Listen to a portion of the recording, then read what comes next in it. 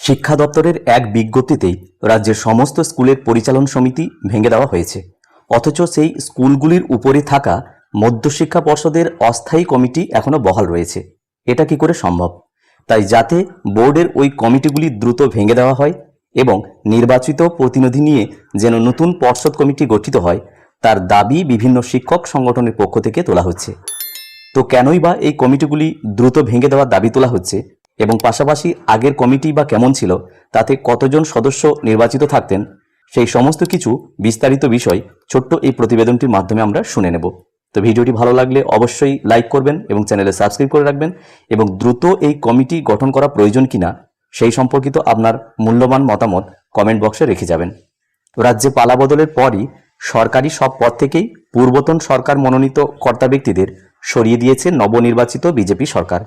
মধ্যশিক্ষা পর্ষদের সভাপতি এবং সচিব পদ থেকে সরতে হয়েছে রামানুজ গঙ্গোপাধ্যায় এবং সুব্রত ঘোষকেও। জানা গিয়েছে প্রায় 14 বছর নির্বাচন হয়নি মধ্যশিক্ষা পর্ষদে।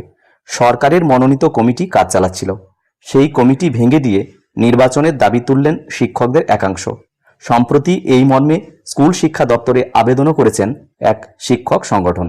পর্ষদ সূত্রের খবর, 2011 সালে তৃণমূল ক্ষমতায় আসার পরই বন্ধ হয়ে যায় পর্ষদের নির্বাচন। 2012 নাগাদ সরকারের মনোনীত ব্যক্তিদের নিয়ে বিশেষ কমিটি গঠন করা হয়। প্রশাসক নিযুক্ত হন কল্যাণময় গঙ্গোপাধ্যায়। পরবর্তীতে জল অনেক দূর পর্যন্ত গড়ায়, এই সম্পর্কে আমরা অবহিত আছি। তারপর 2024 জুনে সভাপতি পদে নিযুক্ত করা হয় রামানুজ গঙ্গোপাধ্যায়কে। কিন্তু কোনো রকম নির্বাচনের আয়োজন করা হয়নি বলে অভিযোগ তোলা হয় all post graduate teachers welfare অ্যাসোসিয়েশনের পক্ষ থেকে।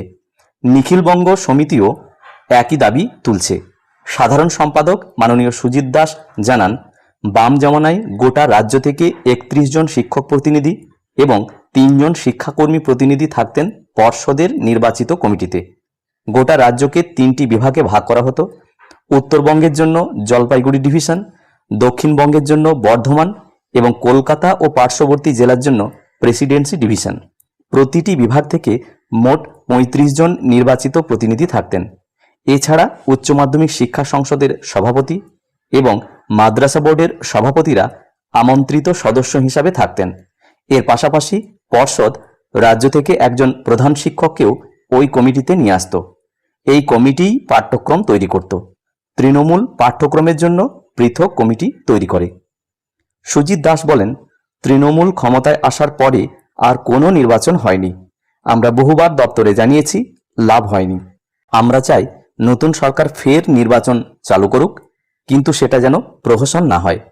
প্রতিবেদনটি আনন্দবাজার.com পত্রিকায় পরিবেশিত হয়েছে। আমি এই ভিডিওর মাধ্যমে হুবহু শেয়ার করার চেষ্টা করলাম মাত্র। ভিডিওটি প্রত্যেককে দেখার জন্য ধন্যবাদ। প্রত্যেকে ভালো থাকুন, সুস্থ থাকুন।